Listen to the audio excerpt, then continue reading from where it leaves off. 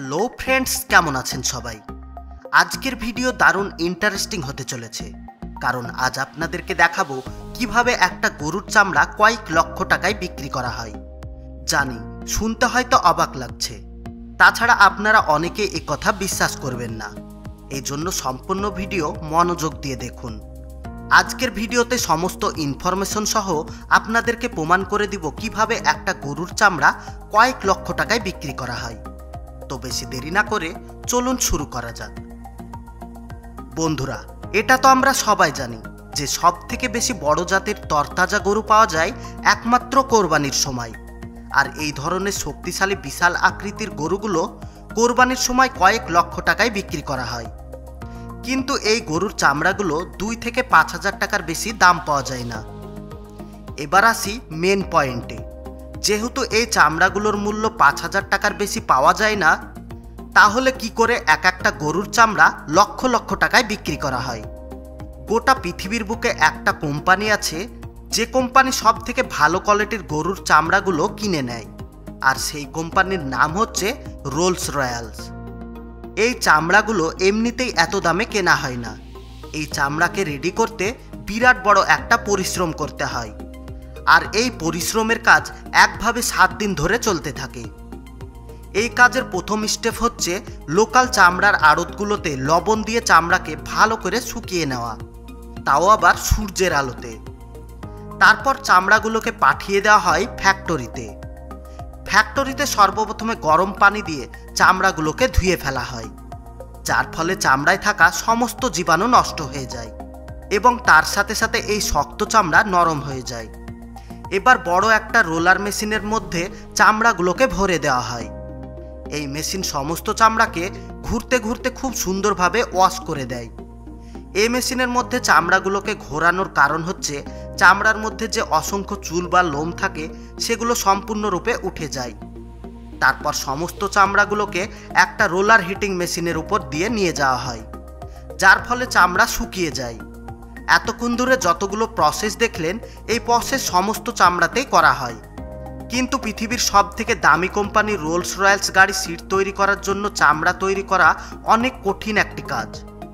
তো চলুন দেখা যাক এই 5,000 টাকার চামড়া কিভাবে লক্ষ লক্ষ টাকায় বদলে যায়। এই প্রসেসের শুরুতে সর্বপ্রথমে চামড়াকে এক ধরনের আঠালো লিকুইডে ডুবানো হয়, যার ফলে এই চামড়া আরও 5 গুণ মজবুত হয়ে যায়। আর এটা হচ্ছে এই কোম্পানির সব থেকে দামি কেমিক্যাল। এইভাবে সমস্ত চামড়াকে কেমিক্যালে ডুবিয়ে কন্টেনারের মাধ্যমে আর একটা সেকশনে পাঠানো হয়। এখানে 2 জন ওয়ার্কার একটা রোলিং মেশিনের মধ্য দিয়ে চামড়াগুলোকে পাঠিয়ে দেয়।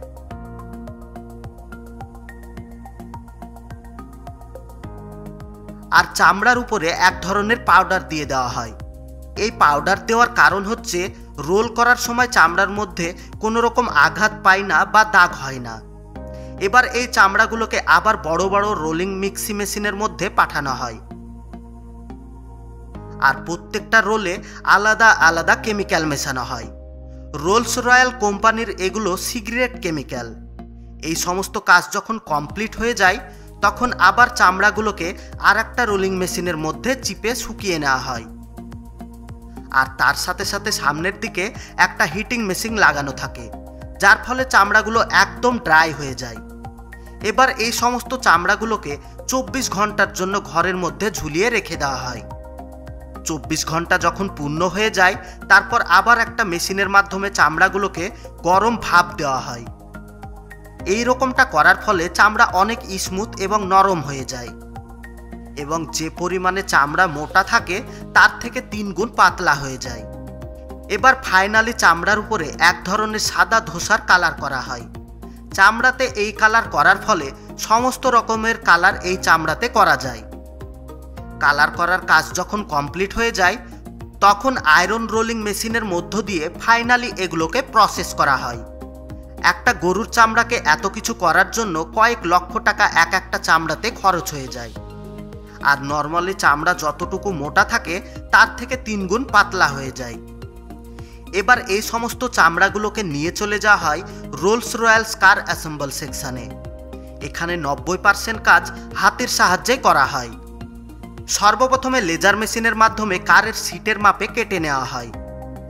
এখানে আপনারা দেখতেই পাচ্ছেন কিভাবে হাতের সাহায্যে আর লেজার মেশিনের সাহায্যে কম্পিউটারের মাধ্যমে কাটিং করা হচ্ছে। এই লেজার মেশিনের মাধ্যমে এমন সূক্ষ্মভাবে কাটা হয় যা আপনি কল্পনাও করতে পারবেন না। তারপর সেলাই মেশিনের মাধ্যমে হাতের সাহায্যে সেলাই করা হয়। আর এই দৃশ্য সত্যিই দেখার মতো।